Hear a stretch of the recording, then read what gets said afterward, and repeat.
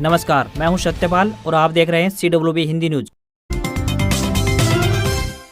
शक संवत 1944 विक्रम संवत 2079 आज फाल्गुन मास के शुक्ल पक्ष की 14 तिथि और दिन सोमवार है। तदनुसार अंग्रेजी तारीख 6 मार्च सन 2023। आइए सबसे पहले एक नजर डाल लेते हैं दिन भर की सुर्खियों पर। Agniveer results update. मूल दस्तावेजों के साथ सेना भर्ती कार्यालय में रिपोर्ट करें अभ्यर्थी। कौन कौन से डॉक्यूमेंट साथ लेकर जाने हैं, बताएंगे पूरी खबर। हिसार में पुनिया खाप का महासम्मेलन। नानी व दादी का गोत्र छोड़ बाकी में शादी कर सकेंगे, बारात में 21 आदमी जाएंगे। हरियाणा में ई टेंडरिंग विवाद को लेकर शिक्षा मंत्री का आया बड़ा बयान। राशन कार्ड धारक भूलकर भी ना करें ये गलतियां, अन्यथा परिवार को करना पड़ेगा दिक्कतों का सामना। रोहतक में जुटे पेंशनर्स, आंदोलन का लिया निर्णय। 10 मार्च को करनाल में करेंगे बैठक, बनाएंगे आगे की रणनीति। ब्लॉक समिति में दिखा मंत्री का दबदबा। देवेंद्र बबली के समर्थक बने भूना में चेयरमैन व वाइस चेयरपर्सन, जिला परिषद में रहे थे नाकाम। हरियाणा में लगातार बढ़ती गर्मी का असर। तेज गर्मी का असर गेहूं की फसल पर भी, वैज्ञानिकों ने दिए ये सुझाव। और अब खबर विस्तार से। अग्निवीर रिजल्ट। मूल दस्तावेजों के साथ सेना भर्ती कार्यालय में रिपोर्ट करें अभ्यर्थी। सेना भर्ती कार्यालय रोहतक के भर्ती निदेशक कर्नल दीपक कटारिया ने बताया कि सोल्जर टेक्निकल नर्सिंग असिस्टेंट और soldier technical nursing assistant veterinary Ambala zone व दिल्ली जोन का परिणाम घोषित किया जा चुका है। कर्नल दीपक कटारिया ने बताया कि जिन उम्मीदवारों को परिणाम प्रकाशित हो चुका है, उन सभी को 6 व 7 मार्च 2023 के बीच भर्ती कार्यालय रोहतक में मूल दस्तावेजों के साथ उपस्थित होना होगा। उम्मीदवारों को सभी कागजातों की 2 अतिरिक्त फोटोकॉपियां भी साथ लेकर आनी होंगी। इन कागजातों में एडमिट कार्ड, ओरिजिनल शैक्षणिक प्रमाण पत्र, ओपन स्कूल प्रमाण पत्र के साथ टीसी या SLC प्रमाण पत्र, जिला शिक्षा अधिकारी द्वारा हस्ताक्षर किया हुआ हो, जाति प्रमाण पत्र, मूल निवास प्रमाण पत्र, अविवाहित प्रमाण पत्र, चरित्र प्रमाण पत्र, पैन कार्ड, आधार कार्ड, बैंक पासबुक व पुलिस कैरेक्टर सर्टिफिकेट शामिल होनी चाहिए। उन्होंने यह भी बताया कि जिन उम्मीदवारों को अभी तक परिणाम का पता नहीं चल पाया है, वे वेबसाइट www.joinindianarmy.nic.in पर इसे देख सकते हैं।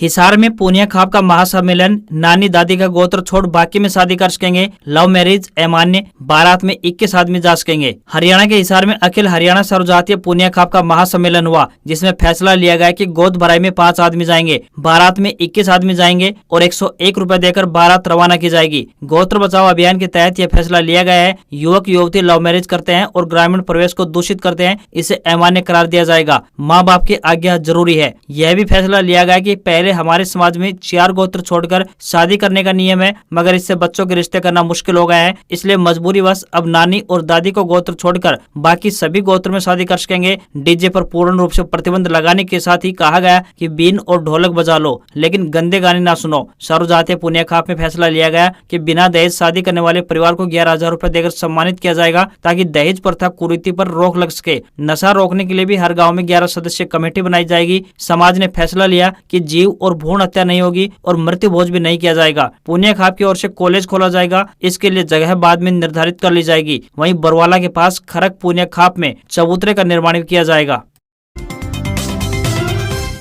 हरियाणा सीएम को शैलजा की चिट्ठी। ई टेंडरिंग वापस लेने की रखी मांग। आज गवर्नर से मिलेंगे हुड्डा, सरकार को FIR वापस लेने को कहा। हरियाणा के मुख्यमंत्री मनोहर लाल खट्टर को कांग्रेस के राष्ट्रीय महासचिव कुमारी शैलजा ने चिट्ठी लिखी है। इस चिट्ठी में उन्होंने ई टेंडरिंग को वापस लेने की सरपंचों की मांग उठाई है। साथ ही उन्होंने पंचकुला में प्रदर्शन के दौरान 4000 सरपंचों के खिलाफ दर्ज FIR वापस लेने की मुख्यमंत्री से अपील की है। इससे पहले पूर्व मुख्यमंत्री भूपेंद्र सिंह हुड्डा भी सरपंचों के खिलाफ केस दर्ज को वापस लेने की मांग कर चुके हैं। पूर्व मुख्यमंत्री भूपेंद्र सिंह हुड्डा ई टेंडरिंग को लेकर आज हरियाणा के गवर्नर बंडारू दत्तात्रेय से भी मिलेंगे। इस दौरान वे सरकार के द्वारा पंचायतों में शुरू की गई ई टेंडरिंग को समाप्त करने की मांग करेंगे। साथ ही पंचकुला में 1 मार्च को सरपंचों पर लाठीचार्ज करने वाले पुलिसकर्मियों के खिलाफ कार्रवाई और 4000 सरपंचों के खिलाफ दर्ज मुकदमों को वापस लेने को लेकर एक मांग पत्र भी सौंपेंगे।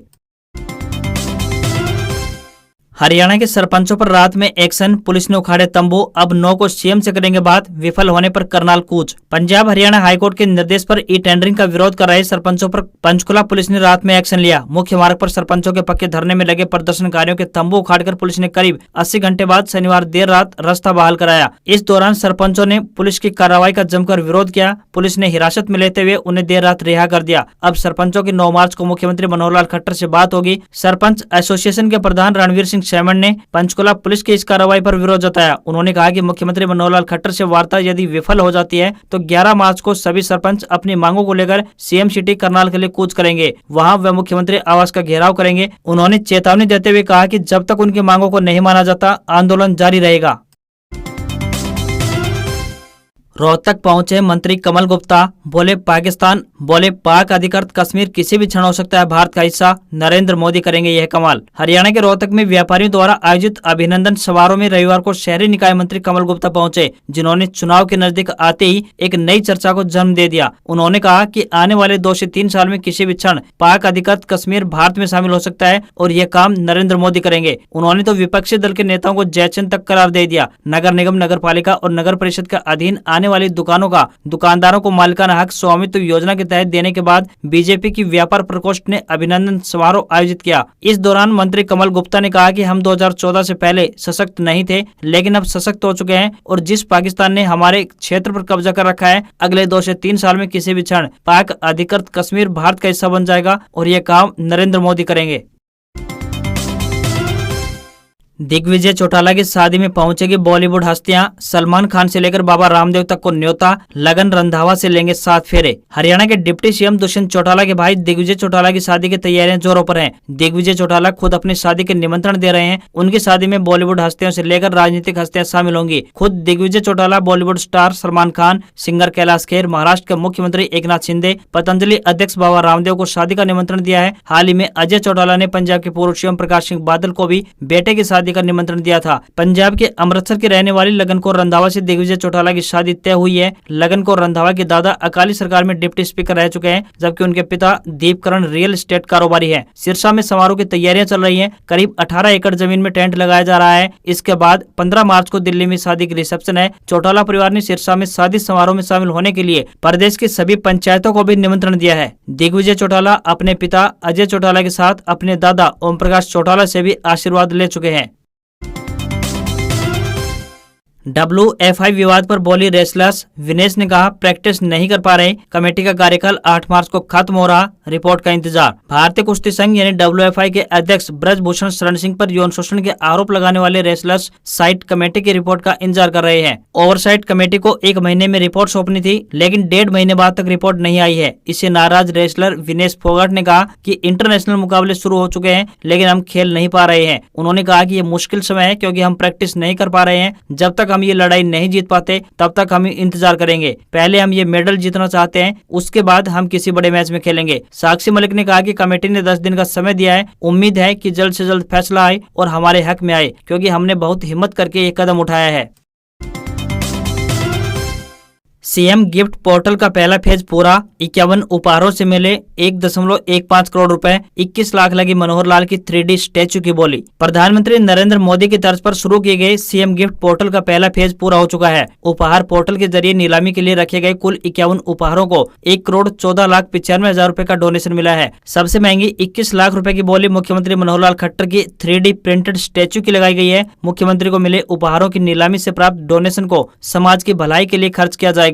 सीएम मनोहर लाल खट्टर को ये उपहार विभिन्न कार्यक्रमों के दौरान सामाजिक संस्थाओं या व्यक्तियों द्वारा सम्मान स्वरूप भेंट किए गए हैं।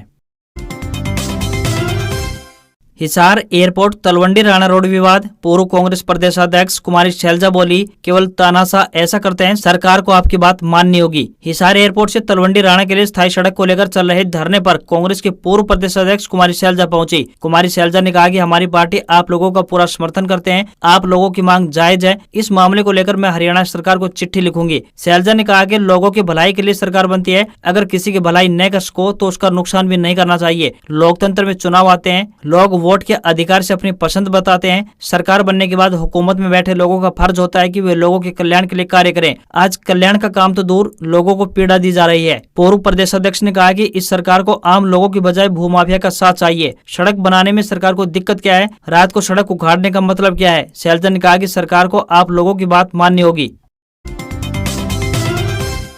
रोहतक में जुटे प्रदेश के प्राइवेट स्कूल संचालक नवीन जयहिंद से की मुलाकात, सीएम व शिक्षा मंत्री पर तंज, बोले स्कूलों में खोल दे ठेके। हरियाणा के रोहतक में प्राइवेट स्कूल संचालक एकत्रित हुए और नवीन जयहिंद से मुलाकात की। सरकार द्वारा 31 मार्च से अस्थायी मान्यता प्राप्त स्कूलों को बंद करने के आदेश के विरोध में प्राइवेट स्कूल संचालक एकजुट हुए थे। नवीन जयहिंद ने सीएम पर तंज कसते हुए कहा कि मुख्यमंत्री शराब के ठेके खोल रहे हैं और स्कूल बंद कर रहे हैं। अगर यह लगता है कि स्कूल बंद करके शराब के ठेके खोल रहे हैं तो उन स्कूलों में भी ठेके खोल दें। सभी स्कूल संचालक भी शराब के ठेकों के लाइसेंस ले लेंगे। प्राइवेट स्कूल संचालक सेवा ही कर रहे हैं, पाप नहीं। टिटोली विजय हाई स्कूल के संचालक विजय कुमार ने कहा कि 30 से 40 सालों से प्राइवेट स्कूल चला रहे हैं, कोई भी दिक्कत नहीं थी, लेकिन 2003 में चौटाला सरकार ने एजुकेशन एक्ट 2003 बना, उससे दिक्कत खड़ी हुई है। वहीं हुड्डा सरकार ने कुछ रियायत दी लेकिन वे पर्याप्त नहीं है। वहीं खट्टर सरकार ने भी कुछ रियायत दी लेकिन वे भी पर्याप्त नहीं थी। उन्होंने कहा कि पहले भी स्कूल अस्थायी तौर पर चलते आए हैं, वो आगे भी चल सकते हैं। अनेक हल हैं, सरकार उनमें कोई न कोई हल कर सकती है, लेकिन सरकार ने अब 31 मार्च से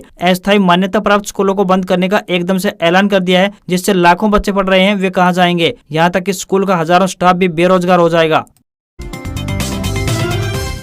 बदलते मौसम में बुखार, भ्रमित कर रहा है बुखार, जांच में पुष्टि नहीं, अधिकतर की रिपोर्ट आ रही है नेगेटिव। बदलते मौसम में बुखार भ्रमित कर रहा है, डॉक्टरों की तरफ से कई बुखार की जांच लिखी जा रही है जिनमें रिपोर्ट नेगेटिव आ रही है। इसमें मरीजों का खर्च भी वहन करना पड़ रहा है, फिर भी परेशानी से निजात नहीं मिल पा रही है। फिलहाल मौसम में गर्माहट बढ़ गई है, ऐसे में पीजीआई रोहतक में करीब 3000 मरीज प्रतिदिन बुखार, खांसी, सर्दी जुकाम की समस्या को लेकर पहुंच रहे हैं। इनमें से अधिकतर को पिछले कई दिनों से परेशानी महसूस होने के बाद लक्षणों को समझ पाना आसान नहीं रह गया है। डॉक्टरों की तरफ से रोजाना करीब 2000 मरीजों को मलेरिया, डेंगू, चिकनगुनिया, टाइफाइड की जांच लिखी जा रही है। सरकारी रिकॉर्ड की बात करें तो डेंगू मलेरिया का कोई मरीज नवंबर माह के बाद नहीं मिला है। उधर डॉक्टर राकेश कुमार ने बताया कि इस समय मौसम में दिन रात के समय काफी अंतर आ गया है। इसमें कपड़े पहनने और सुबह शाम थोड़ी ठंड के समय हल्के कपड़ों के कारण लोगों को बुखार जैसा महसूस हो जाता है। सीने में इन्फेक्शन की शुरुआत से ही कई बार बुखार हो जाता है। इस समय मौसम को देखते हुए लोगों को सतर्क रहने की आवश्यकता है।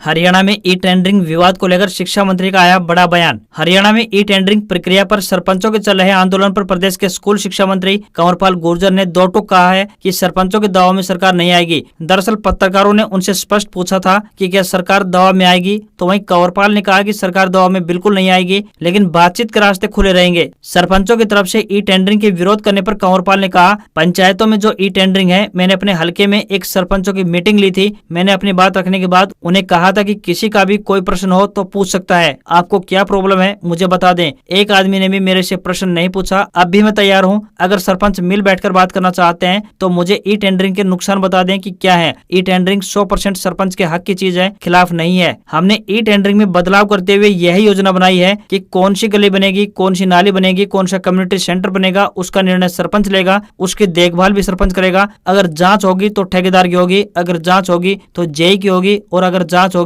तो एसडीओ की होगी, अगर जांच होगी तो सचिव की होगी। उस सरपंच की कोई जिम्मेदारी नहीं होगी। कंवरपाल ने कहा कि इससे पहले ये सब नहीं होता था, उसमें सरपंच सीधे तौर पर जिम्मेदार माना जाता था, लेकिन अब ऐसा नहीं होगा। कंवरपाल ने कहा कि अब तक मुझे एक भी सरपंच ऐसा नहीं मिला है जिसने यह बताया हो कि ई टेंडरिंग का यह नुकसान है। स्कूल शिक्षा मंत्री कंवरपाल गुर्जर ने कहा कि विधानसभा में भी विधायकों ने ई टेंडरिंग का विरोध नहीं किया था, बल्कि राशि बढ़ाने की मांग की थी। उन्होंने कहा कि अगर कांग्रेस या इनेलो के पास कोई तर्क है तो विधानसभा में बताए।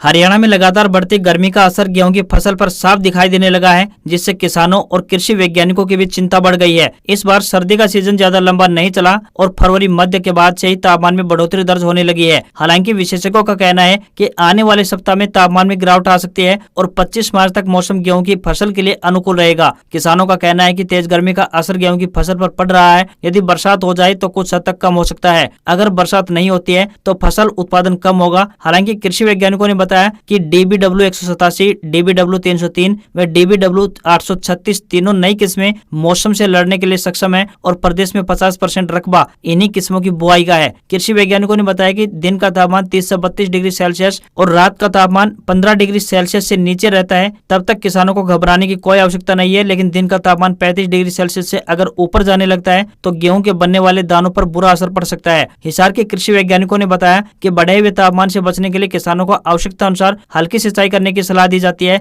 जब तेज हवा चले तो सिंचाई न करें, अन्यथा फसल गिरने की भी संभावना बढ़ जाती है। जिन किसानों के पास फव्वारा सिंचाई की सुविधा है वे दोपहर के समय तापमान वृद्धि के समय आधे घंटे तक फव्वारे से सिंचाई कर सकते हैं। पछेती गेहूं में पोटासियम क्लोराइड का छिड़काव 15 दिनों के अंतराल पर 2 बार किया जा सकता है। इससे तापमान में अचानक से हुई वृद्धि से होने वाले नुकसान पर काबू पाया जा सकता है।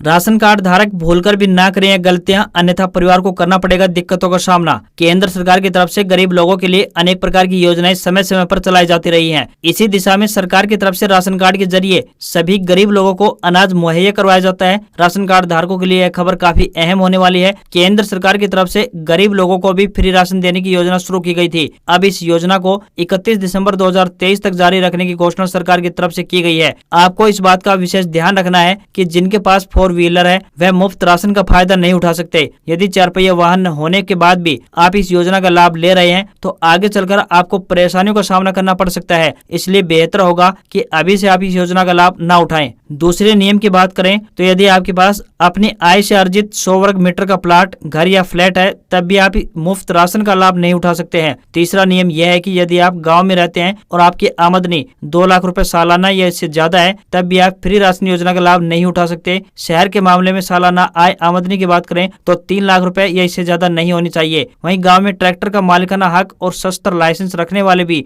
मुफ्त राशन योजना का लाभ नहीं ले सकते हैं। सावधान, होली पर रासायनिक रंग आंखों व त्वचा को पहुंचा सकते हैं भारी नुकसान। भारतीय लोगों के लिए होली का त्योहार हमेशा से पसंदीदा और आनंद लेने वाला त्योहार रहा है। होली नजदीक आते देख लोगों विशेषकर युवाओं व बच्चों में उत्साह व उमंग नजर आने लगा है। लेकिन इस उत्साह के बीच अपना ख्याल रखना भी जरूरी है, क्योंकि आजकल बाजारों में बिकने वाले रासायनिक रंग व गुलाल आंखों, त्वचा व बालों के लिए हानिकारक साबित हो सकते हैं। रंगों से होने वाले नुकसान और इससे बचाव को लेकर नेत्र रोग चिकित्सक डॉक्टर रोहित गुप्ता ने बताया कि होली खेलते समय रंग अगर किसी की आंख में चला जाए तो यह आंखों को गंभीर नुकसान पहुंचा सकता है और आंख की पारदर्शी सतह पर चोट पहुंचा सकते हैं। त्वचा को रंगों से होने वाले नुकसान से बचने के तरीके बताते हुए कहा कि पूरी बाजू के कपड़े पहने, चेहरे पर मुलायम क्रीम व शरीर पर नारियल का तेल अवश्य लगाएं। खूब पानी पिएं। अगर शरीर में पानी की मात्रा कम होगी तो त्वचा में भी रूखापन आ सकता है। सूखे रंग आंखों में लाली, खुजली व जलन जैसे लक्षण पैदा कर सकते हैं। यहाँ तक कि धुंधली दृष्टि एवं अंधापन का कारण भी बन सकते हैं। इसलिए हर्बल रंग व फूलों से खेलना ही सबसे अच्छा होगा। फूलों में मौजूद खुशबू और गुण त्वचा के लिए लाभकारी होते हैं।